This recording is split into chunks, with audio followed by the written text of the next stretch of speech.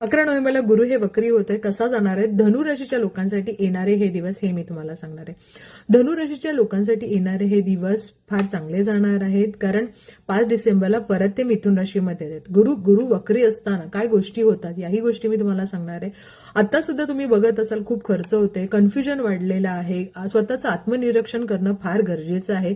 Travel खूप होताना दिसेल, म्हणजे थोडीशी धावपळ होतीये तुमची इकडे तिकडे, अशाही गोष्टी तुम्ही पाहायला मिळतील. त्याचबरोबर धनुराशीच्या लोकांनी हे बघितलं पाहिजे की शनी ढय्या आहे, त्यामुळे शनी ढय्या जरी असली तरी गुरु इथे आल्यानंतर तुम्हाला नक्कीच चांगल्या गोष्टी पाहायला मिळतील. नवीन उपक्रम सुरू होतील, नवीन आयडिया येतील, कारण शनी ढय्यामध्ये सुद्धा काही गोष्टी आपल्यासाठी नवीन होण्याची चान्सेस खूप असतात. त्यामुळे आत्मनिरीक्षण करून जर तुम्हाला काही स्वतःबद्दल नवीन व्यवसायाबद्दल विचार करायचा असेल तर नक्कीच चांगल्या गोष्टी पाहायला मिळतील. त्याचबरोबर शांत राहा. लोकांना काही वाटतं किंवा थोडंसं तुम्हाला शंका निर्माण होईल, कोणाला त्रास देऊ नका, या गोष्टी फार महत्वाच्या आहेत.